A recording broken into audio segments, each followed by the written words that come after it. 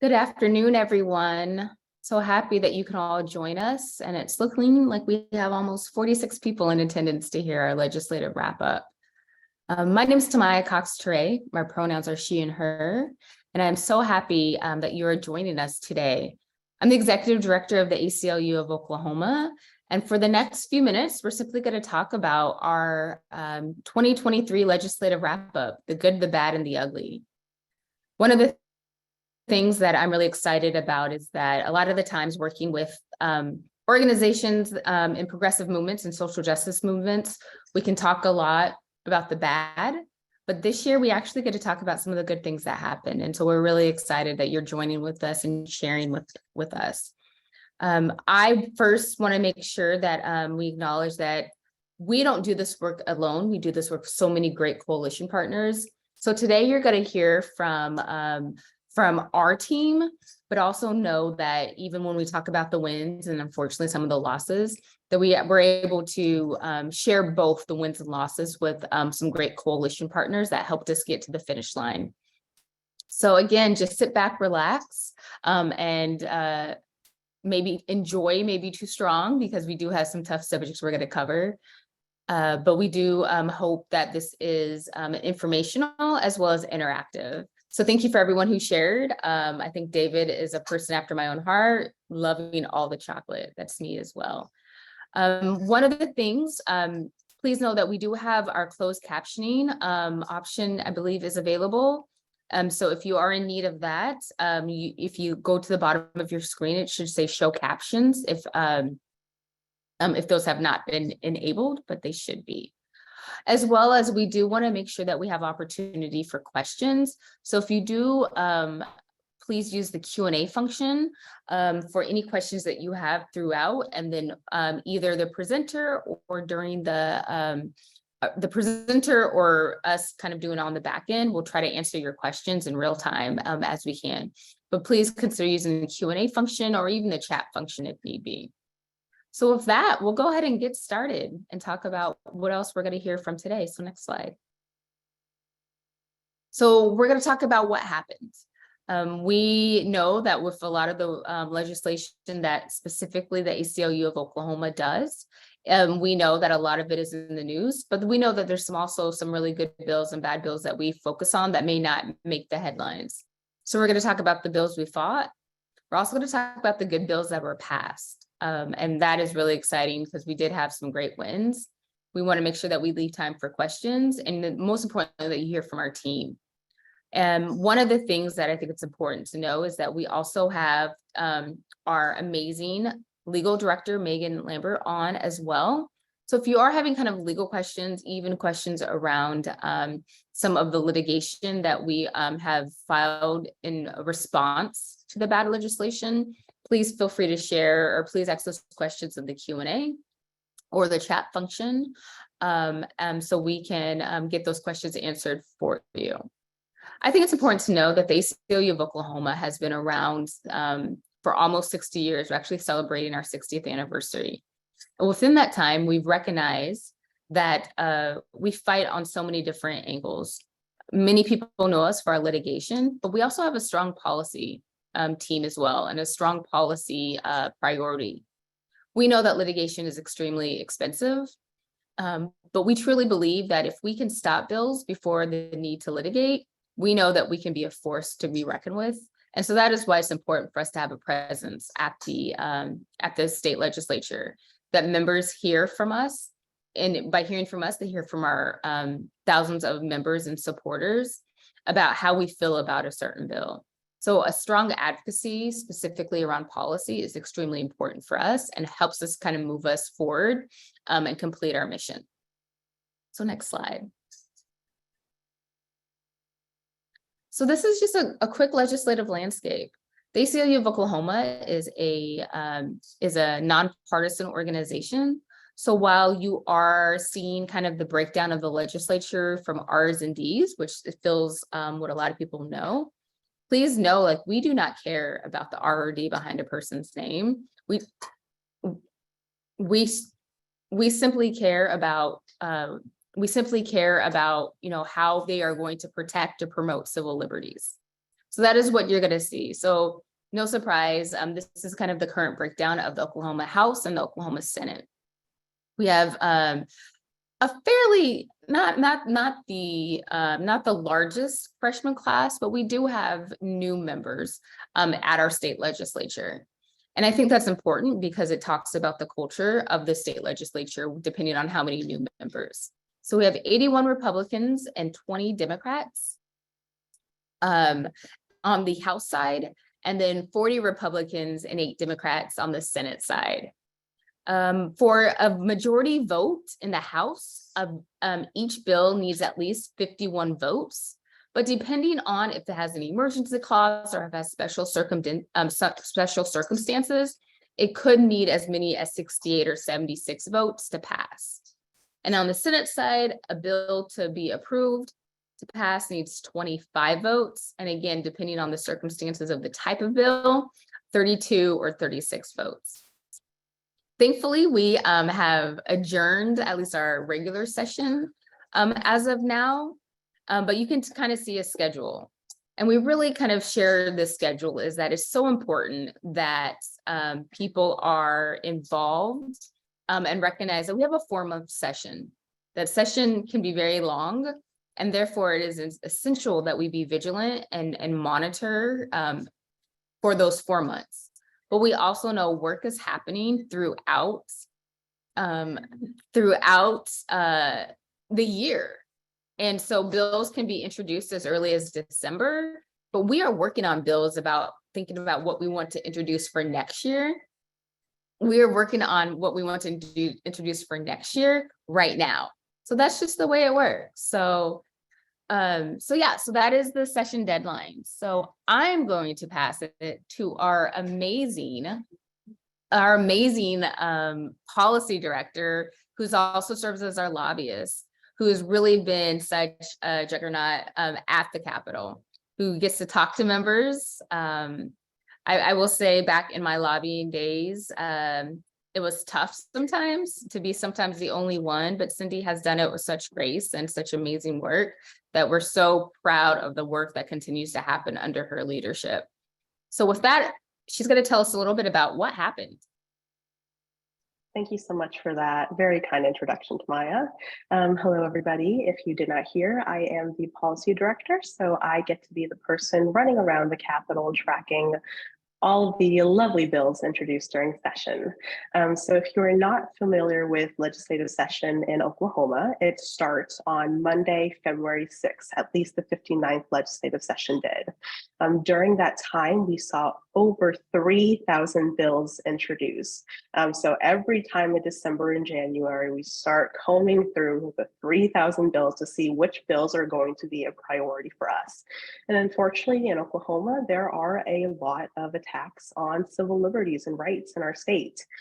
So every year, legislative session lasts for 2 years, meaning that bills that may be dormant this session are not truly dead until they get voted down.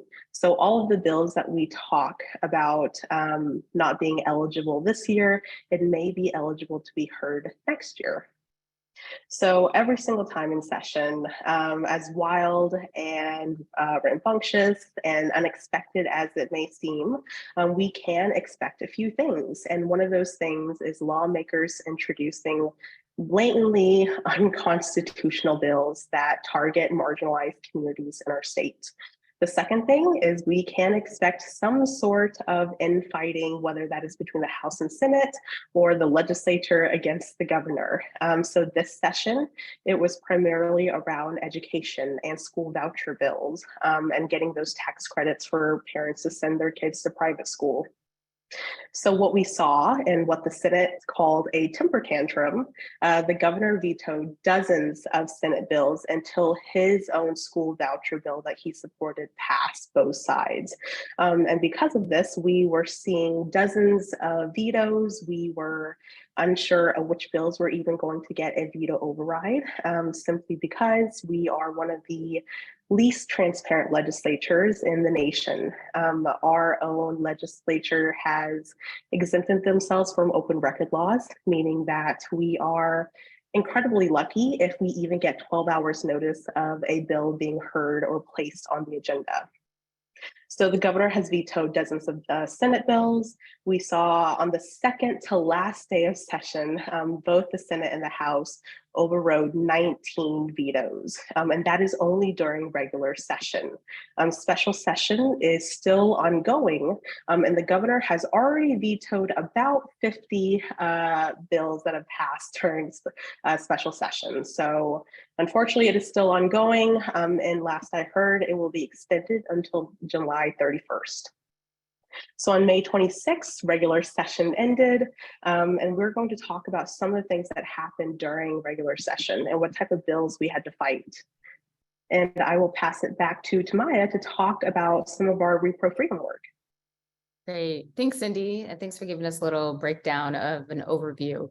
I'm really interested in those that have attended and simply just put me or a plus sign for those that followed the legislature this session.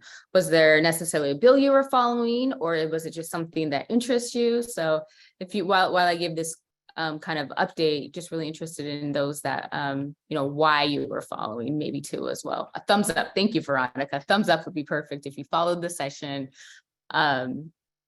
So one of the things many of folks know is that, or many people that do know me know that I come from a reproductive freedom justice background. And so these are laws that I've been following, working very closely with for the last 15 plus years. So I just really want to this is the first session that we've had where, abortion was banned, right? This is our first session after Roe v. Wade is overturned. And many of you may remember almost exactly, we are about to come up with the anniversary of the Dobbs case. But many of you may remember it was Oklahoma became the first state to lose access to abortion in the country.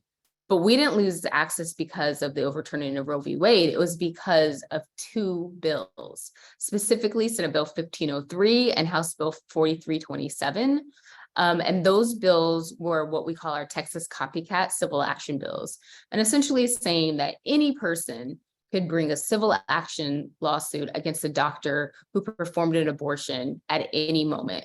And not only did it allow for a doctor to be civilly to have a lawsuit filed against them, but any person who aided or abet a person from getting an abortion, so essentially helping someone get an abortion, could also be sued civilly. So this bill these laws had tremendous impact on the way that care was given. Many of you may remember that the Center for Reproductive Rights, along with Planned Parenthood and along with the Oklahoma Call for Reproductive Justice, and some providers immediately filed a lawsuit after those laws went into effect. Because what we also saw for the first time last session was that these anti-abortion laws had emergency clauses, specifically meaning that as soon as the governor signed these laws, they became in effect, they went into effect. And we're seeing the weaponization of the emergency clause happening even now, where bills that, we have certain laws of saying, or certain parameters of saying what constitutes an emergency. And we're seeing every bill under the sky have an emergency clause when it really doesn't live up to the true nature of what an emergency is.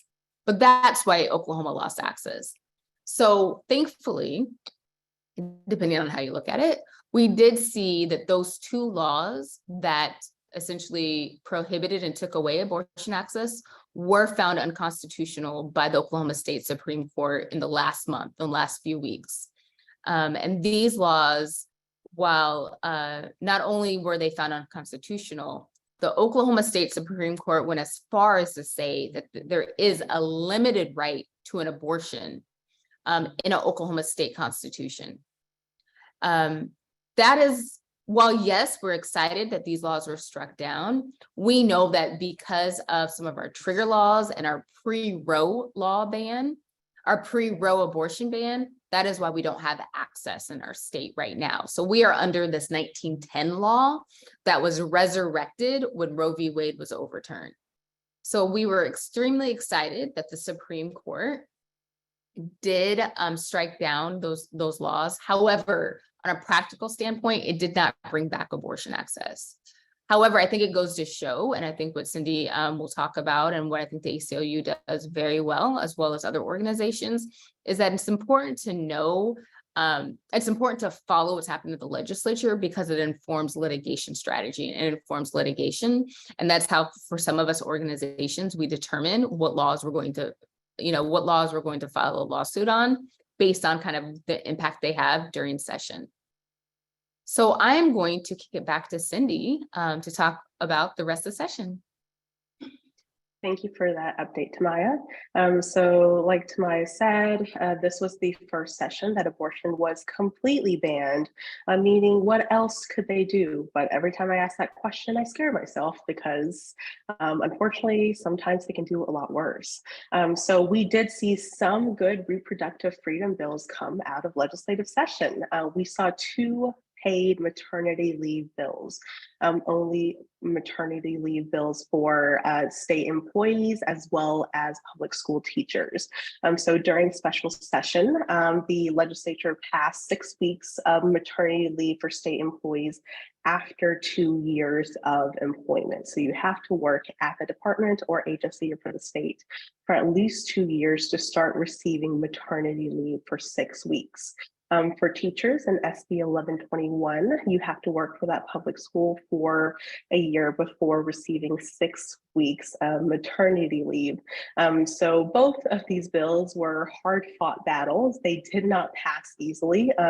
If you had asked me a year ago, I would have never said that or expected our legislature to even pass any type of paid leave bills for new parents.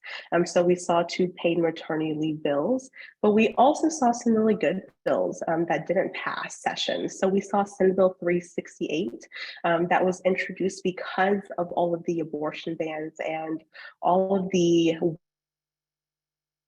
worries that they were going to go after contraceptive access next. We thought it was a great bill. We're strongly supportive of it, but unfortunately it got stuck in conference committee. It got tossed back and forth and it did not pass.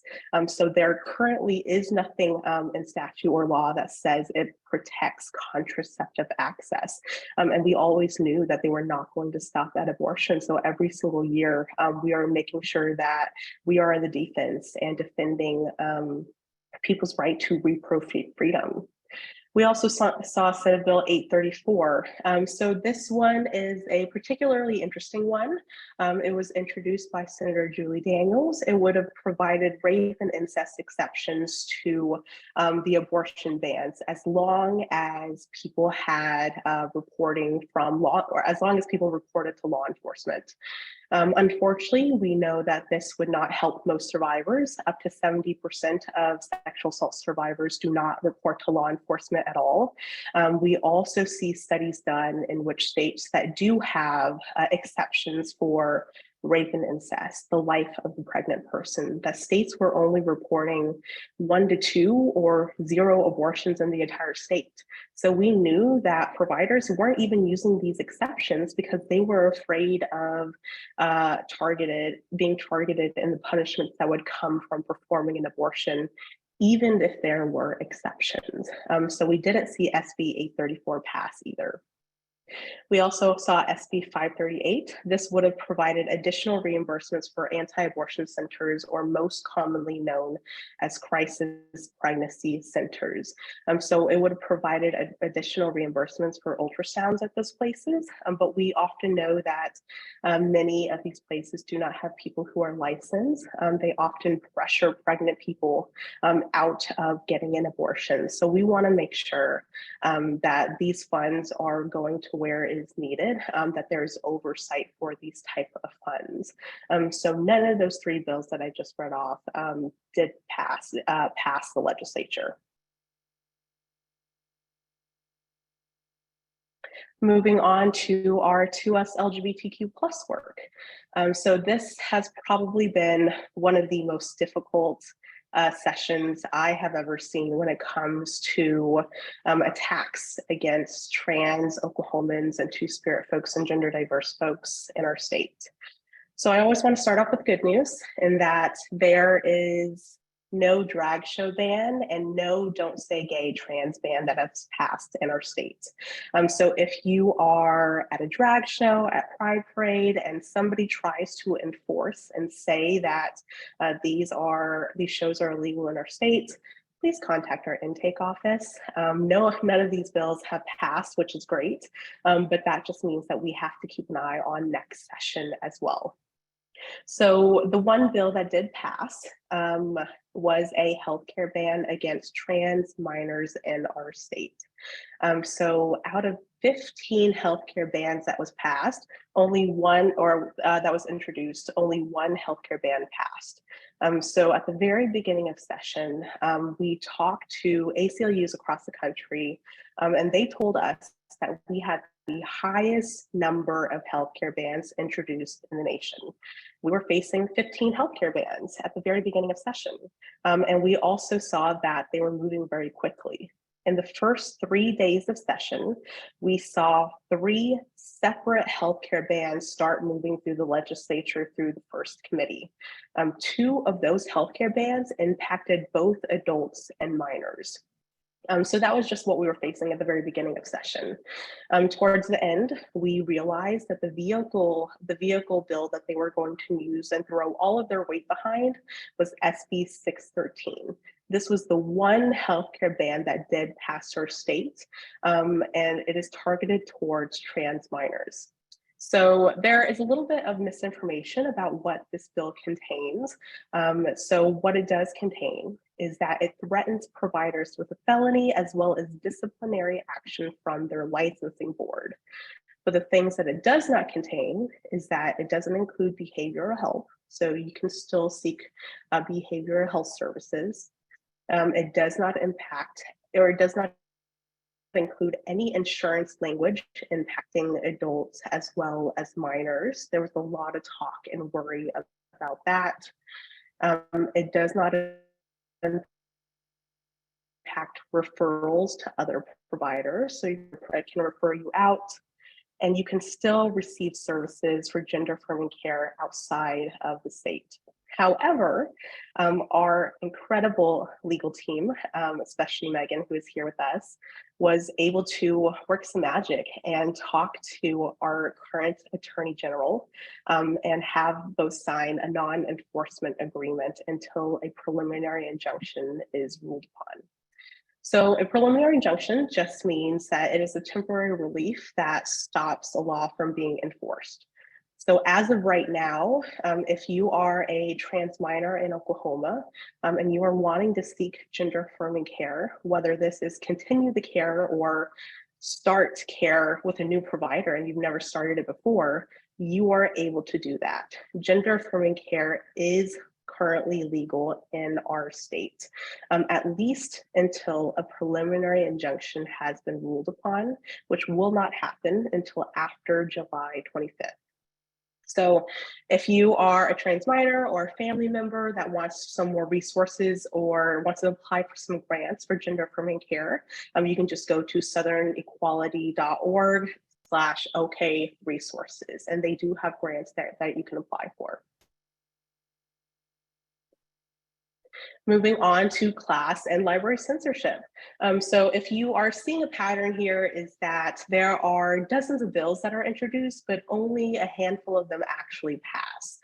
So out of about 30 classroom and library censorship bills that have passed, only one classroom bill passed. And this is House Bill 1397 by Representative Womack. So what this would do is it allows our lovely state superintendent to create a civil rights curriculum focused primarily on nonviolent tactics. So it says that to create this curriculum and to teach it, you only have to focus on the periods between, I believe it is 1954 to 1968. But I don't know about you, but I know that the civil rights movement happened even beyond those 14 years.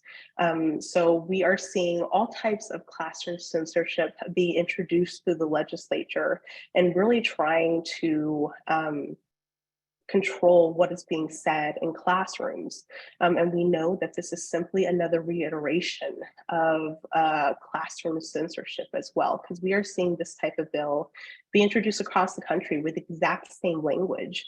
This is oftentimes how we are able to know what is coming up next during our own legislative session, is to look at what is happening across the country. And sometimes we find the exact same copycat bills because I don't know if it surprises you, but oftentimes lawmakers do not write a lot of their own bills, that they copy a lot of the bills that is happening across the nation. Excuse me. So another bill that we did defeat was SB 397 by Senator Warren Hamilton. So this was a very extreme bill, to say the least. It had bipartisan opposition to this bill because of how extreme this bill really was. So this would have forced a library rating system for not only school libraries, but as well as public libraries across the state, which if you ever walked into a public library, you know they already have a rating system. But it would have required students who are minors, if they were not a junior or senior in high school, to obtain a permission slip from a legal guardian or parent to access those materials. So if you wanted to read up on biology or history, and we know that the history of this country especially has a lot of violence in it, you would not be able to access those type of materials without a written permission slip. Not only this, but those books would be sectioned off, in which you would explicitly have to ask permission to get those type of books. And with that, there was also a section in that bill that said any books deemed excessively sexual in nature or trying to appeal to the prurient interest in nature was to be completely removed from the library. So our main concern was who gets to choose which books get to be removed from the library, who gets to choose and say which books are excessively sexual and that students are not able to access those types of books, especially to learn more about biology or history, especially of this country. So SB 397 was defeated towards the end of session and turned into another bill. But that is why we keep such a close eye on session, because even if it is more than halfway through session, if there's a week left, bills can be shucked, meaning that they changed everything in that bill and turn it into something completely different. So it always keeps us on our toes. Moving to the criminal legal system. So at the very beginning, I said that you can expect a number of things during session, blatantly unconstitutional bills, infighting, name calling. You can also expect a number of State Question 780 rollbacks. So if you are not familiar with State Question 780, it reduced certain property crimes and drug offenses from a felony down to a misdemeanor. And it came with State Question 781, which have diverted all of those funds from incarcerating folks into mental health funding, which was a great state question. But every single year, we see lawmakers go against the will of the voters and people in Oklahoma and try to claw their way back and say, we want more crimes and more fines for people in this state. They certainly believe that we can punish our way into a better Oklahoma. So what we did see, which was very unfortunate, House Bill 2153 did pass our legislature. So this was a State Question 780 rollback. And what it would do is establish a new mandatory minimum, a new felony for a fourth time drug offense, excluding marijuana. So again, we are a very carceral driven state. There is a lot of belief that we can punish our way into a better Oklahoma, and this goes to show what comes of that mindset. We also see House Bill 2054. This criminalizes the purchase of sex. And it sounds great on paper, but what we often have to think about is who are the folks who are most likely to participate in some of the most dangerous forms of sex work to survive. If the people that you are interacting with are scared to get caught, this only drives the industry further underground. Excuse me, this only drives the industry further ground and only puts sex workers, marginalized people at further risk. Lastly, we saw House Bill 2903. So this was part of the education package or the education deal. And in addition to all of the good things that came with it, such as teacher pay raise, maternity leave, we also saw a heavy investment in school safety, including school resource officers. So these are police officers that go into schools and interact with students on a daily basis. And we know that any type of early contact with the criminal legal system can be detrimental to many students, especially Black and Brown students who may have to interact with these police officers. So what House Bill 2903 would have done is create a $50 million pilot program for schools to either invest in more police officers in schools or enhance security measurements, meaning more metal detectors, other things under the guise of school safety. We did see some incredible defeats as well during the legislative sessions. So some of the bills defeated with coalition partners was House Bill 1976. If you are familiar with the Patriot Act of the US, this was more or less a version of that, Oklahoma's version of the Patriot Act. So this bill would have allowed the Commissioner of Department of Public Safety, who is appointed by the governor himself, to be able to investigate anybody in our state. And we know that this is a completely unchecked, unbalanced form of power that would have really been misused in our state. So that bill was actually voted down. So we will not be seeing it next session, but I would not be surprised if they tried to introduce another version of the exact same bill. We also were able to defeat House Bill 2161. This is one of the terrible bills that made a lot of headlines. This would have had a citizen review board of police officers to have to include 2/3 of law enforcement. So any type of citizen review board from a political subdivision had to be made up of 2/3 of police officers. So you really wonder if it was really fair for these type of review boards to include that amount of law enforcement officers, especially if they are investigating themselves. Moving with voting and elections. So like I said, we can expect a number of things every year in legislative session, State Question 780 rollbacks, as well as a lot of other things such as trying to restrict the initiative petition process. So State Question 780, 781 were all part of the initiative petition process, which we have one of the most stringent measures or abilities to start an initiative petition in the US. It is incredibly difficult. There is a protest period. Anybody can file that or try to fight it. You have to get a certain amount of signatures. It is not an easy process. And we also know some of the most progressive reforms came from the initiative petition process, such as medical marijuana, criminal legal reform, and a lot of other things that came because the people of Oklahoma said that we want better for ourselves and our families who live here.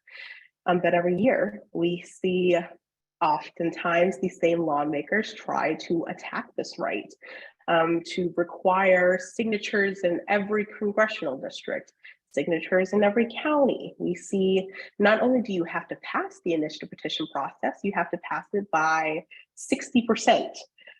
So all of these would have been detrimental to being able for the voters of Oklahoma to express their wants and demands when the legislature does not want to hear them. So Every year, we expect even more attacks on the petition process as well as judicial nominations. So when Tamaya was talking about our Oklahoma Supreme Court ruling, we know that there are going to be people in the legislature, as well as the governor, as well as other people in positions of power who are not happy with that outcome and are looking to replace a lot of the judges. So every year, it keeps us on our toes, and we have to make sure that we are paying close attention because what happens in the news really informs what happens in the legislature. So out of all of the doom and gloom I just talked about, I always try to make space for some really good bills that we're really excited about to see pass. So Senate Bill 429 was our tribal regalia bill. This was the bill that we supported and sponsored, in which the governor vetoed at the very end. It passed unanimously on both sides, except for one House vote. And because of all of that and the governor's own feud with a lot of people in our state, he decided to veto it. He said that it would open up Pandora's box, that it was up to school districts to decide. And it was only a few weeks after the veto, on May 1st, I received about 6 different students telling us their stories that they were denied the right to wear their tribal regalia during graduation, right after the governor's veto. So that was about 6 students who did not have to go through that, but we knew that his veto only emboldened many school districts to deny the right to wear tribal regalia. So again, the second to last day of session, the legislature overrode the veto, and officially on July 1st, many Indigenous students in our state are now able to wear their tribal regalia. This includes beaded caps, eagle feathers, stoles, and we've really made sure to work with tribes in our state to ask them, what were your needs? What do you want to see in this bill? And we were able to include specific bill language to make sure that we were addressing the needs of Indigenous students and their families. We also saw among the vetoes, this was probably one of the most unpopular ones, was the OETA veto, or the PBS funding veto. The story goes is that I think the governor said something like he saw something on Sesame Street, or maybe it was Clifford the Big Red Dog. And there was a same gender couple on PBS, and he did not like that. So he vetoed all of the funding that would impact kids and their families to be able to learn from educational programs. And the legislature also overrode that on the second to last day of session. We did see some really good bills, such as House Bill 2210, which was not vetoed by the governor. It would provide relief for child sexual abuse survivors sentenced as adults. Many times we see survivors of sexual violence, especially children, committing crimes to survive a lot of times. So because of this, they are usually sentenced as adults and are receiving mandatory minimums. What this bill allows is for judges to go outside of the mandatory minimum to say that, I think your case is unique. I think what you need is trauma-informed care instead of incarceration. So we're really excited about that bill. And we also saw state question 781 funding. So all of that money that was saved from incarceration will now go to mental health resources in different counties. And I believe it only took 6 to 7 years-ish for that money to finally be diverted into mental health resources. So there was a big push, especially from our coalitions, to work on SB 844. So a huge shout out to Oklahomans for criminal justice reform. I knew this was a big bill for them as well. And lastly, we saw House Bill 2259. This would allow judges to waive and lower fines and fees in the court system and establish a process for individuals. We know that court fines and fees hold a lot of folks back from moving forward with their lives in their state. So some things that we can definitely expect from next session is always, like I said, further attacks on the initiative petition process. It happens every year. Next year, we are particularly concerned about judicial nominating reforms because of the abortion rulings. Even more probable bills trying to restrict medication abortion. This has been a national trend. Again, more state question 780 rollbacks, crimes, and fees, trying to punish our way into a better state. Even more to us LGBTQ plus attacks, whether that is drag show bans or more classroom censorships, or anything like that, as well as library and classroom censorship, because we continue to see those type of bills every single year. So I will reserve this time for any questions that our participants may have.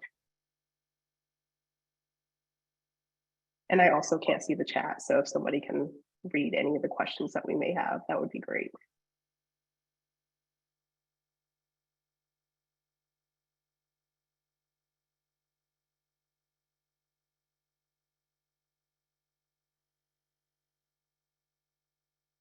Sorry, Cindy, I could not find my mute button.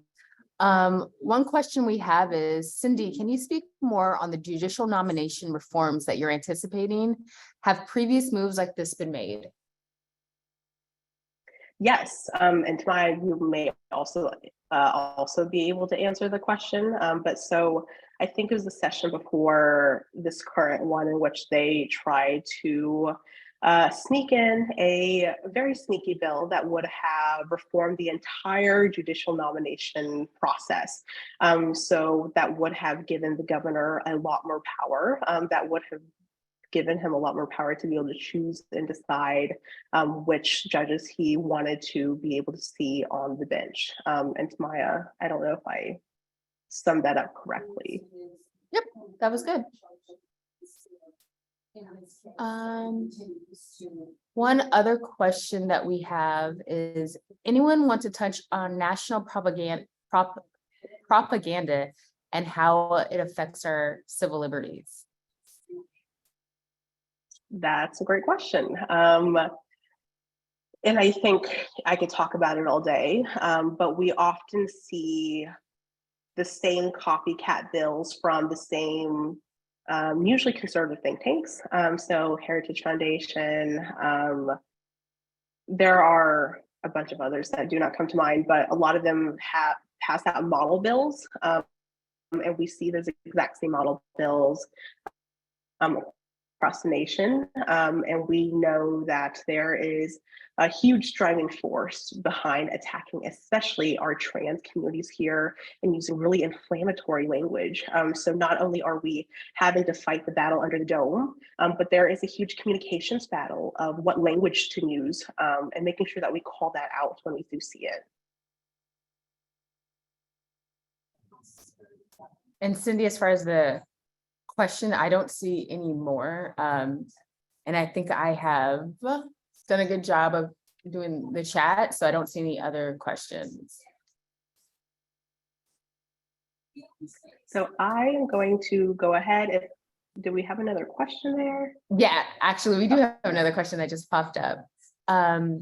Was the ACLU involved at all in the campaign to pass House Bill 1639? And if, okay, go ahead, you got it. Yeah, I'm so glad that you asked. And it was one of the more very disappointing moments. So House Bill 1639 was the criminalized survivors bill.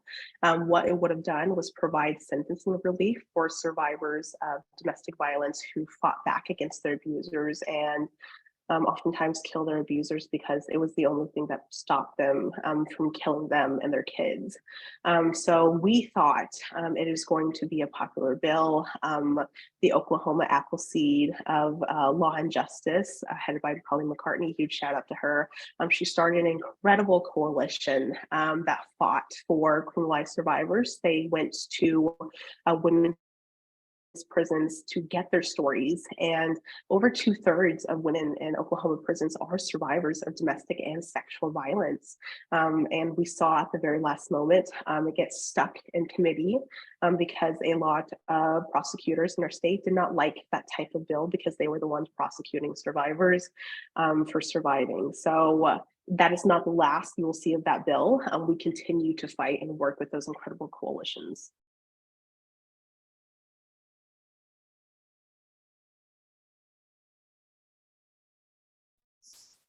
Thanks, Cindy. We want to pass it to Jasmine now.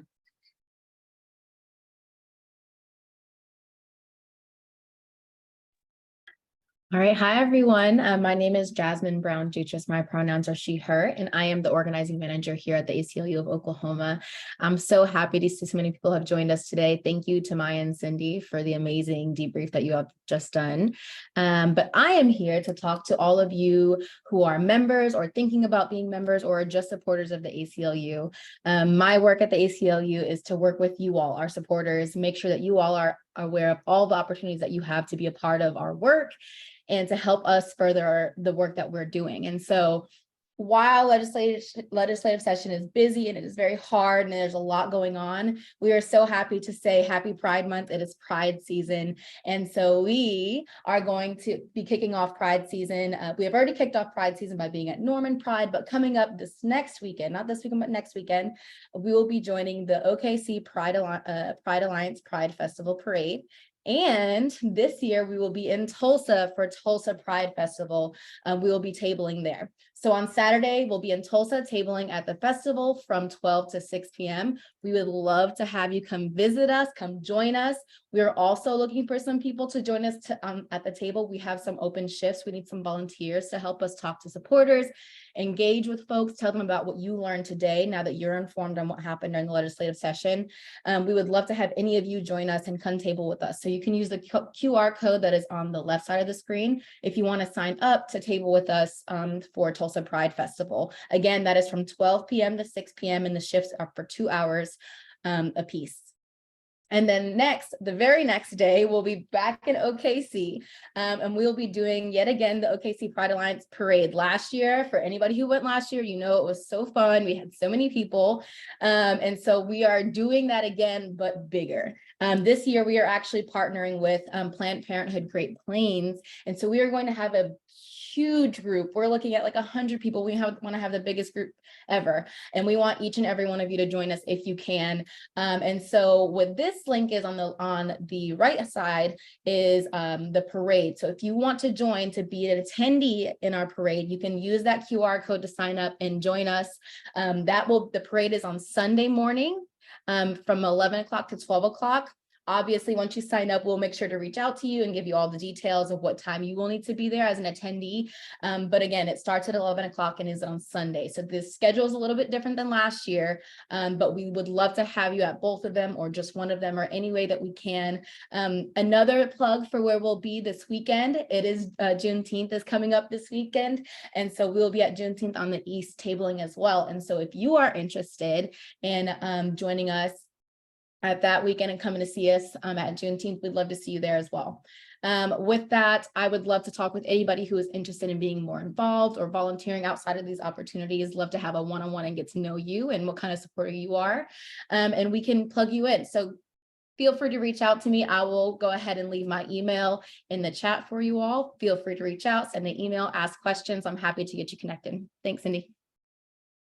Thank you, Jasmine. And I will go ahead and pass it over to our development director, Lisa.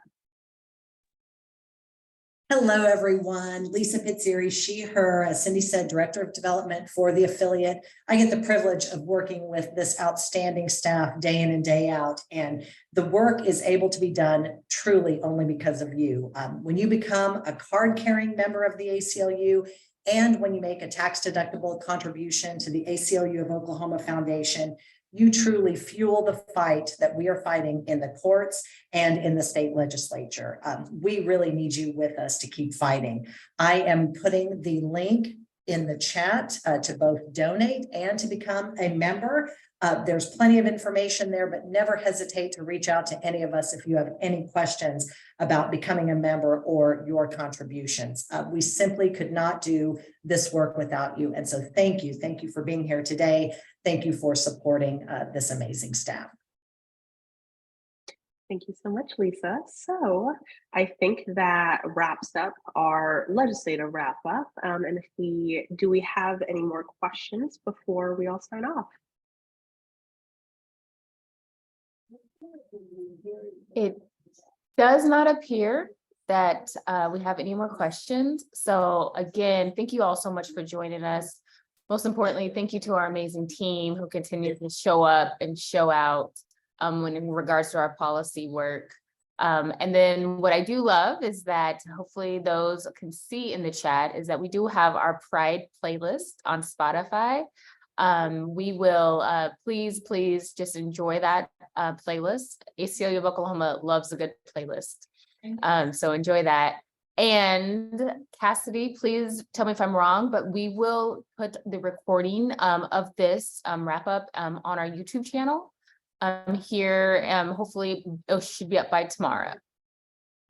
Again, thank you all so much. We don't do this work in silos. We do it together. We believe in community care. And I think that's when we are at the Capitol, that is what we think about, is how this impacts community.